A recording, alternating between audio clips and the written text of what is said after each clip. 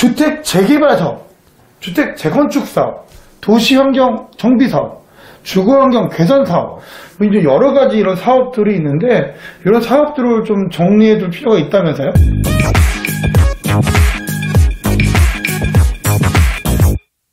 안녕하십니까 민현님, 한 주 동안 잘 지내셨나요? 안녕하십니까 동산이 형, 오랜만에 뵙습니다.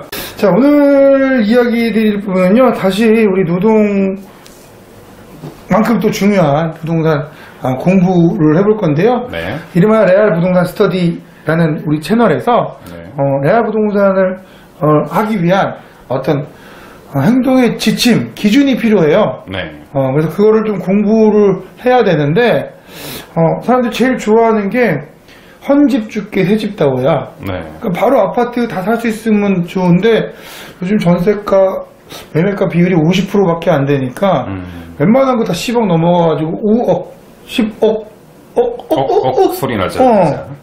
억 비싸잖아. 그러게요. 뭐 억이 어디 있어, 없는 사람이 많은데 작은 빌라라도 하나 사가지고 여기가 나중에 재개발되면 새 집 준다고 하고, 네. 그 새 집이 나에게 또 어떤 부귀영화를 줄 수도 있으니, 네. 이걸 이름하여 재건축 재개발 뉴타운이라고 이야기들을 많이 하고 있습니다. 네. 이번에 우리 서울시장, 오세훈 시장님, 그래서 당선이 되셔가지고, 네. 이름하 백투더 오세훈입니다. 백투더 오세훈. 우리 2007년도로 한번 돌아가서 네. 오세훈 시장이 계셨을 때 당시에 투자의 어떤 정석이 되어줬던 투자 절차법에 대해서 좀 공부를 해보려고 하는데요. 네. 당시에 부동산 투자 전문가들, 재개발 전문가들이 그들의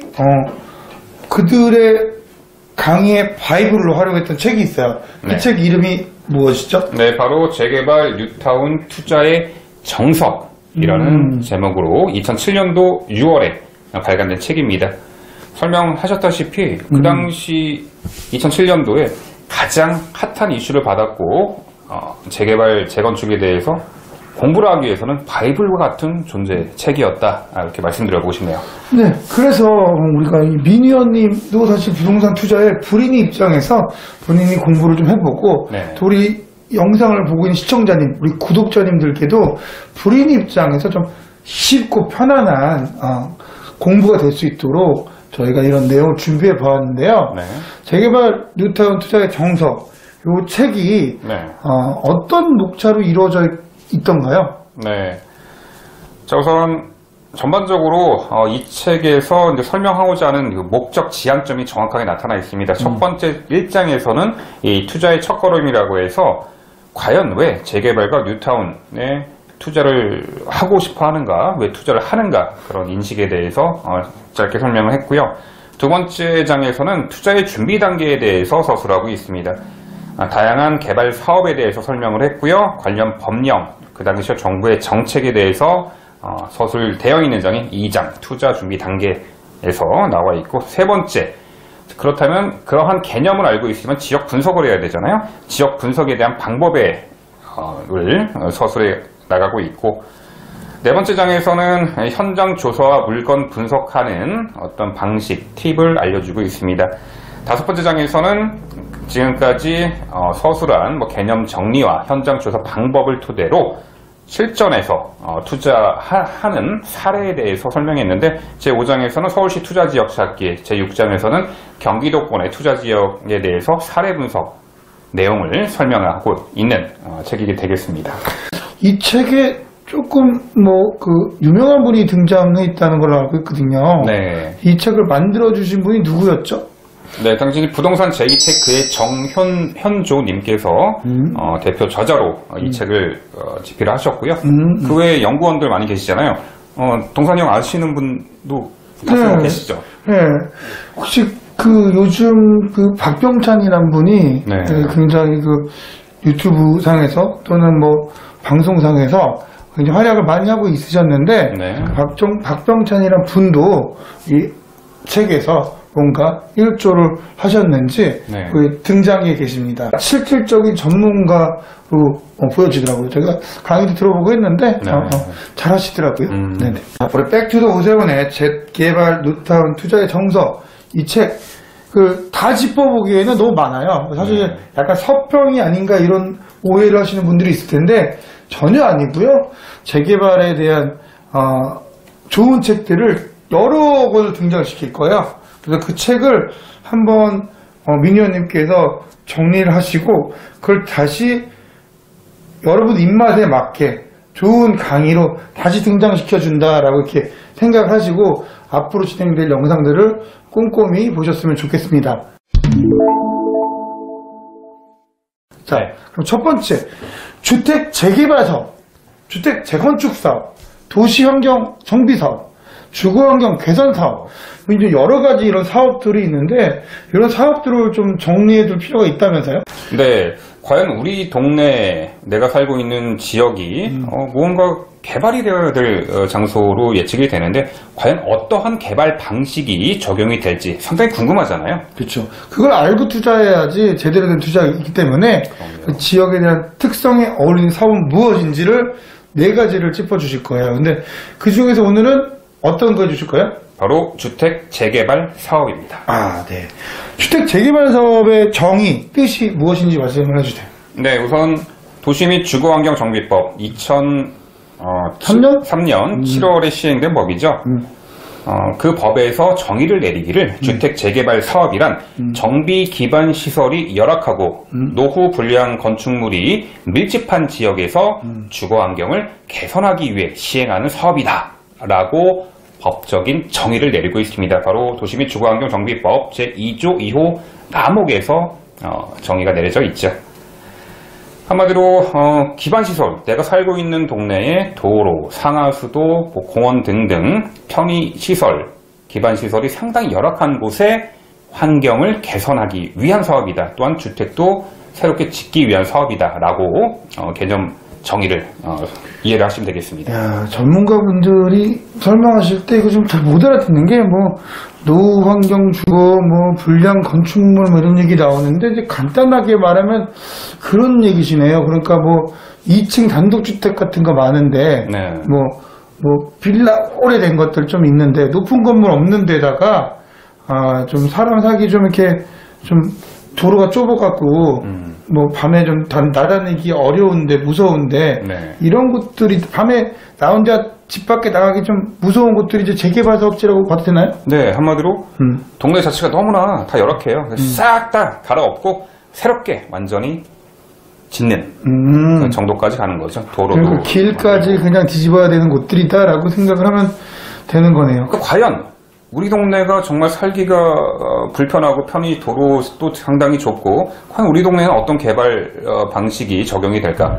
그것이 재개발이라면 우리 동네 재개발 사업 지역으로 지정이 될 수 있는가? 그 요건을 살펴봐야 되잖아요. 그 요건을 지금부터 말씀드려 볼게요. 네. 네, 재개발 정비구역 지정 대상 요건을 봐야죠. 우선적으로 공통적인 요건, 무조건 요 요건은 갖춰져야 됩니다. 해당 지역이 10,000제곱미터 이상인 지역이 돼야지만 재개발 지역 구역 지정 대상으로 선정이 될 수 있다는. 2008년 기준에는 모든 공통 요건이니까. 네. 근데 이거 나도 헷갈렸었거든. 이 공통 요건, 충족 요건, 이게 공통이나 충족이 뭐가 다를까 했는데 이제 그걸 좀 쉽게 설명해 주실 수 있겠죠? 충족 요건에는 총 5가지가 있습니다. 화면에 보시다시피 첫 번째, 노후 불량 건축물의 수가 대상 구역 안에 건축물 수의 60% 이상인 지역. 두 번째 요건, 건축 대지로서 효용을 다 할 수 없는 과소필지, 부정형 필지 또는 세장형 필지 수가 50% 이상인 지역. 세 번째, 주택 접도율이 30% 이하인 지역. 네 번째, 호수 밀도가 1헥타르당 60% 이상인 지역. 마지막으로 5번째, 상습 침수 지역, 재해 위험 지역 등 재해 발생 발생이 우려되는 지역으로서 신속히 사업 시행이 필요한 지역. 이 5가지의 충족 요건이 제시되어 있는데요. 이 5가지 충족 요건 중에 2가지 요건만 충족을 시키면은 주택 재개발 정비구역 지정으로 정비구역 대상이다 이렇게 설명되어 있습니다. 네. 그러면 쉽게 이제 우리가 우리들이 알 수 있는 내용으로 정리해 본다면은 그 1번은 노후 불량 건축물 수니까 노후 불량 건축물의 의미의 단어를 좀 신경 쓰면 되는 거고 네. 내가 갖고 있는 집이 그 지역이 구역이 네. 전체적으로 이만큼 딱 그 형성이 됐을 때 지정이 됐을 때 건축물이 노후된 게 60%가 있나 봐야 되는 거군요. 네, 그렇죠. 그리고 이제 2번은 그 건축물은 안 봐도 돼요, 지금, 그죠? 네. 2번은 이제 그 땅 모양이 어떻게 돼 있는지 보는 것도 이 재개발의 지정 대상이 될 수 있을까라는 판단을 할 수 있는 거라고 보면 되는 거죠. 그렇죠. 자, 결국은 과소필지는 그러니까 쉽게 우리가 불인이가 생각할 때는 집 짓기는 너무나 작은 땅 크기다. 뭐 이렇게 생각하시면 될 것 같고요. 네. 부정형의 필지는 사람이 써먹으려면 땅이 반듯반듯 네모나고 뭐 이래야 되는데 뭐 오각형, 육각형, 팔각형, 뭐 동그라미 뭐 이렇게 생긴 것들 네. 또는 뭐 세장형 이런 건 너무 긴 길게. 것들 뭐 이런 것들을 갖고 있는 구역이다. 네. 뭐가 건축물이 아닌 땅이 네. 이런 얘기를 하고 있는 거고 네네. 3번은 그 땅이 이 접도율 단지 한번 풀이를 잘하면 되냐 그죠? 네. 그러니까 법 공부하신 분들이 이런 거 설명해주면 우리가 이해가 쉬운 거거든요. 네. 접도율 뭐예요? 자, 해당 구역 내에 그 도로 여건을 말하는 건데요.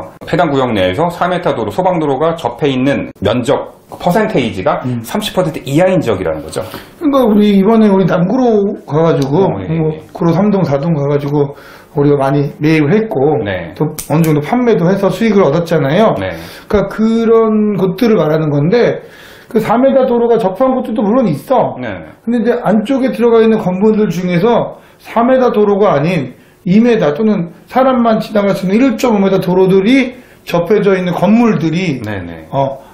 30% 이하인 지역이라면 네. 우리가 또 저 재개발 구역 지정이 될 수 있겠구나 네. 라고 이제 판단을 할 수 있는 거고요. 바로 그렇죠. 자, 4번 호수 밀도가 60호라는 건 뭐냐면 너무 옹기종기 모여있는 집이 많으면 네. 요것도 좀 우리가 여기 좀 밀어버리고 여기 또 이제 새 집 좀 지어야 되지 않겠냐 뭐 이렇게 생각을 하는 거고 그죠? 네, 맞습니다. 5번째는 이거는 사람이 인위적으로 만들거나 할 수 없는 것들이야.